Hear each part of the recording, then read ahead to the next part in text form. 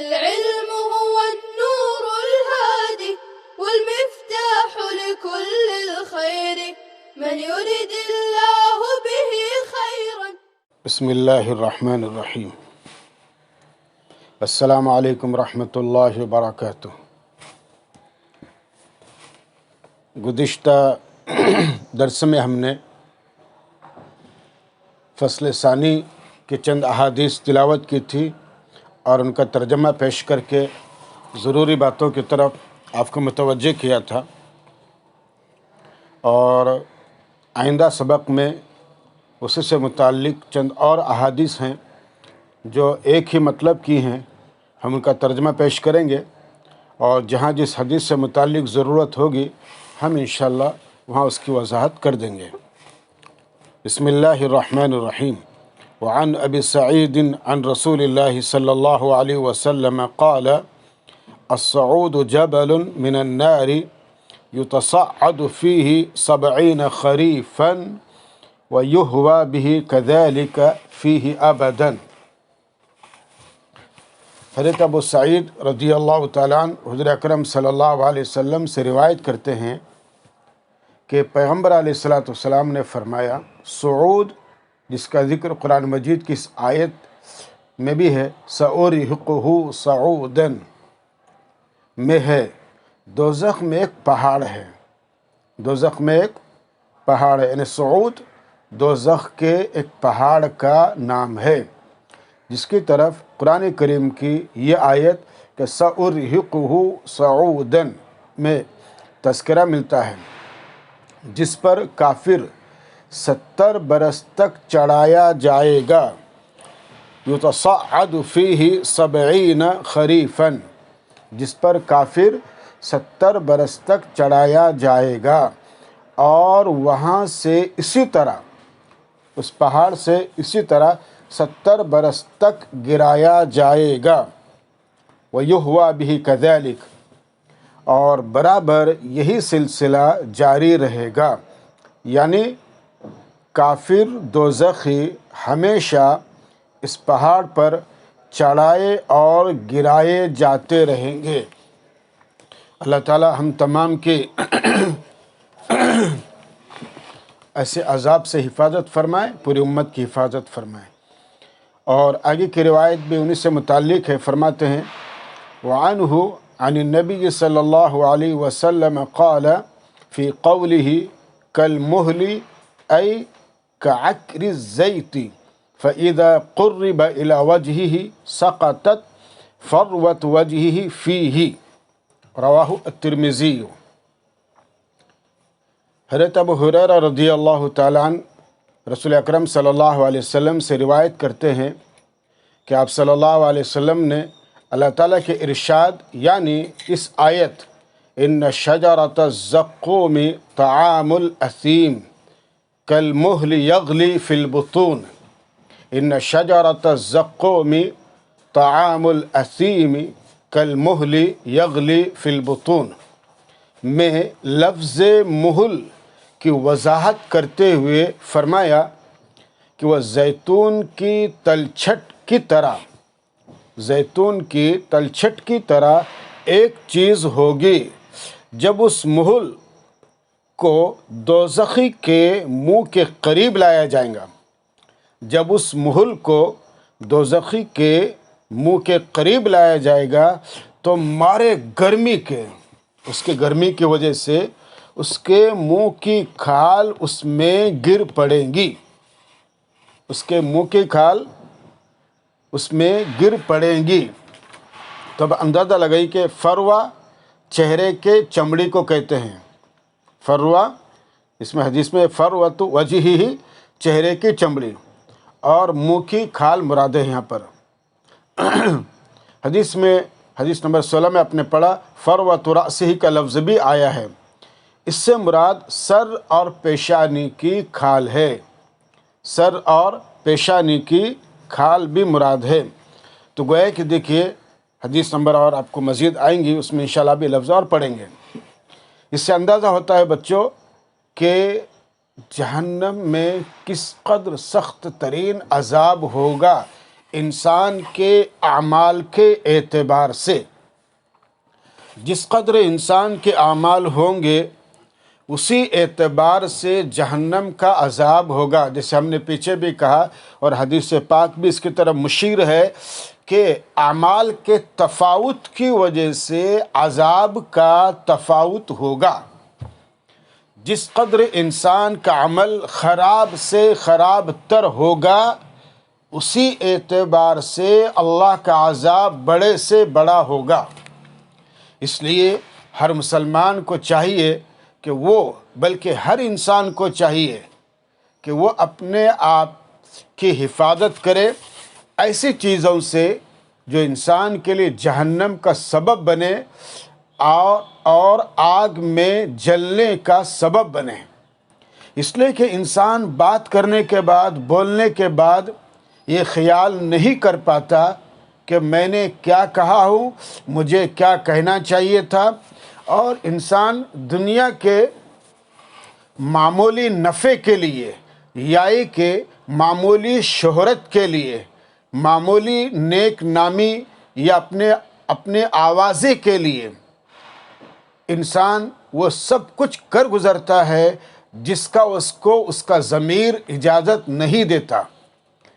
جب انسان کو اس کا ضمیر اجازت نہیں دیتا تو گویا کہ ضمیر کو مار کر خودداری کو مار کر انسان کچھ ایسے کام کر جاتا ہے جو اس کو دوسروں کے نگاہ میں یا تو محبوب بنا لیتے ہیں یا اس کو دوسرا انسان اس کو اپنا لیتا ہے، لیکن اللہ کی نگاہ میں اس بندے کا کوئی مقام نہیں رہتا. اور یہ بندہ اپنے اعمال، چاہے وہ اعمال ہاتھ کے ذریعے ہوں، پیر کے ذریعے ہوں، زبان کے ذریعے ہوں، نگاہ کے ذریعے ہوں، بہرحال برا عمل برا ہی ہے. اس لیے انسان کو بچنا چاہیے. اور حدیث پاک میں جو اشارات بیان کیے گئے انسانی بدن سے متعلق اور اس کے عذاب سے متعلق، انسان کو توبہ کرنا چاہیے اپنے برے اعمال سے، اور حتی المقدور انسان کو اپنے آپ کو نیک اعمال کی طرف متوجہ کرنا چاہیے.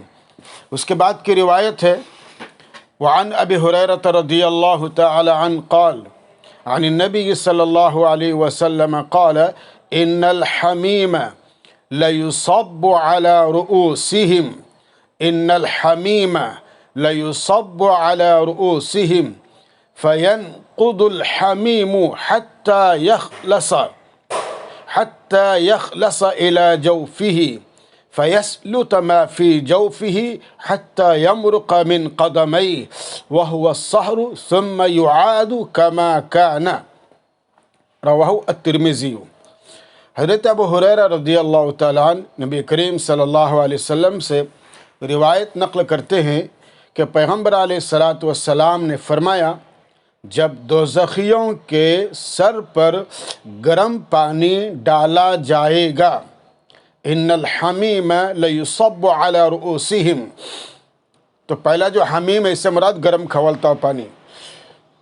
جب دوزخیوں کے سر پر گرم پانی ڈالا جائے گا تو وہ گرم پانی اندر کو اترتا ہوا، بدن کے اندر کو اترتا ہوا پیٹ تک پہنچ جائے گا اور ان چیزوں کو کاٹ ڈالے گا جو پیٹ کے اندر ہیں، یعنی آنتے وغیرہ، یہاں تک کہ وہ گرم پانی پیٹ کے اندر کی چیزوں کو کاٹتا ہوا گلاتا ہوا پیروں کے راستے سے باہر نکل جائے گا. اور سحر کے یہاں معنی ہیں پھر وہ دوزخی جس کے ساتھ گرم پانی کا عمل ہوگا ویسا کا ویسا ہو جائے گا. سحر کے معنی گلنے اور پگھلنے کے ہیں، گلنے اور پگھلنے کے. اور یہ لفظ جس کی وضاحت آپ صلی اللہ علیہ وسلم نے مذکورہ تفصیل کے ساتھ بیان فرمائی.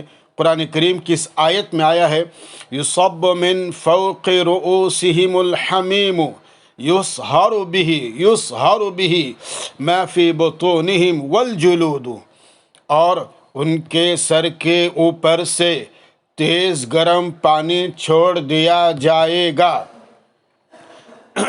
جس سے پیٹ کی چیزیں یعنی اتڑیاں اور ان کی کھالیں سب گل جائیں گی، پھر وہ ویسا کا ویسا ہی ہو جائے گا۔ اس کا مطلب یہ ہے کہ دوزخیوں کے ساتھ گرم پانی کا یہ عمل عذاب کے طور پر مسلسل باقی رکھا جائے گا، یعنی اس عذاب کے بعد وہ اپنی سابق حالت پر واپس آ جائیں گے، ان کی کھال جوں کی تو ہو جائے گی اور ان کی آنتیں پیٹ میں اپنی اپنی جگہ صحیح سالم ہو جائیں گی۔ تب پھر ان کے سر پر وہی گرم پانی ڈالا جائے گا جو اندر تک تاثیر کرتا ہوا پیٹ تک پہنچے گا اور آنتوں وغیرہ کو کاٹتا ہوا گلاتا ہوا دونوں پیروں کے راستے باہر نکل جائے گا، اور یہ سلسلہ برابر جاری رہے گا، جس کا ثبوت قرآن کریم کے ان الفاظ سے بھی ملتا ہے: کلما نضجت جلودہم بدلناہم جلودا غیرہا، کلما نضجت جلودہم بدلناہم جلودا غیرہا، جب جب بھی ان کی جلدیں، ان کے کھال سڑ گل جائیں گی، خراب ہو جائیں گی، ہم دوبارہ بدل دیں گے۔ پتہ یہ چلا بچوں کہ عذاب بہرحال مسلسل ہوتا رہے گا، اور دوزخ میں عذاب کی تپش، دوزخ کے آگ کی تپش اور عذاب کی شدت انسان کو کہاں سے کہاں پہنچا دیں گی۔ اس لیے انسان، ہر مسلمان کے لیے چاہیے کہ جہنم کے گرم کھولتے پانی سے اپنے آپ کی حفاظت کرے۔ بچوں، دنیا میں انسان نہانے کے لیے یا ہاتھ پیر دھونے کے لیے یا کسی اور مقصد کے لیے بھی پانی جو گرم کرتا ہے اس کی ایک مقدار ہوتی ہے اور اس کا ایک ٹیمپریچر ہوتا ہے۔ اس سے آگے اگر پانی گرم کیا جائے تو وہی پانی جو نفع کے لیے گرم کیا جا رہا تھا، فائدے کے لیے گرم کیا جا رہا تھا، اب وہ نقصان کا سبب ہو گیا۔ تو گویا کہ یہی پانی کل قیامت کے دن وہ عذاب بنے گا، اور عذاب راحت کے لیے نہیں ہوتا بلکہ تکلیف کے لیے ہوتا ہے۔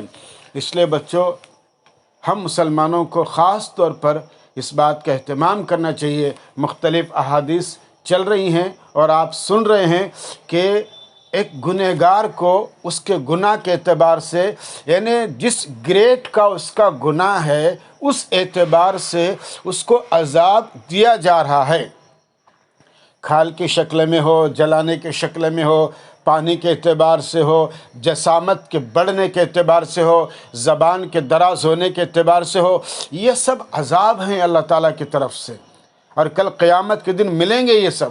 اور ان عذاب میں خفت کا تو سوال ہی نہیں پیدا ہوتا، اور الا یہ کہ اللہ کسی بندے سے متعلق کرم اور فضل کا معاملہ فرمائے۔ اور آپ جانتے ہیں بچوں کہ کافر کے لیے اللہ کے طرف سے خفت کا سوال ہی نہیں پیدا ہوگا، اس لیے کہ کافر کے لیے جہنم تیار کی گئی ہے۔ قرآن کریم کی آیت آپ نے پڑھی ہوں گی، وَاتَّقُوا النَّارَ الَّتِي أُعِدَّتْ لِلْكَافِرِينَ، کہ لوگوں اس آگ سے ڈرو، بچو، خبردار ہو جاؤ، ہوشیار ہو جاؤ جو کافروں کے لیے تیار کی گئی ہے۔ پتہ یہ چلا بچوں کہ عذاب کی ہولناکی اور اس کی شدت کل قیامت کے دن کافر کے لیے ہوگی، اور جہاں تک معاملہ ہے مسلمانوں کا، مؤمنوں کا، اللہ تعالیٰ اپنا فضل فرمائیں گے اور نبی پاک صلی اللہ علیہ وسلم کی سفارش کام آئیں گی، اور دنیا میں انسان کی ندامت، اس کا احساس، اس کی شرمندگی اور توبہ بھی کام آئیں گا انشاءاللہ۔ اس لیے ہم مسلمانوں کو چاہیے کہ ایسے عذاب کا تذکرہ سن کر اللہ سے ڈرے اور اپنے آپ کو جہنم سے بچانے کی، جہنمی اعمال سے بچانے کی کوشش کرے۔ اللہ مجھے اور آپ کو توفیق عطا فرمائے۔ والسلام علیکم ورحمۃ اللہ وبرکاتہ۔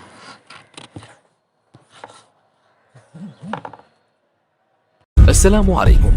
لا تنسوا الاعجاب بالفيديو والاشتراك في القناة تشجيعا لنا لنستمر بنشر المزيد إن شاء الله.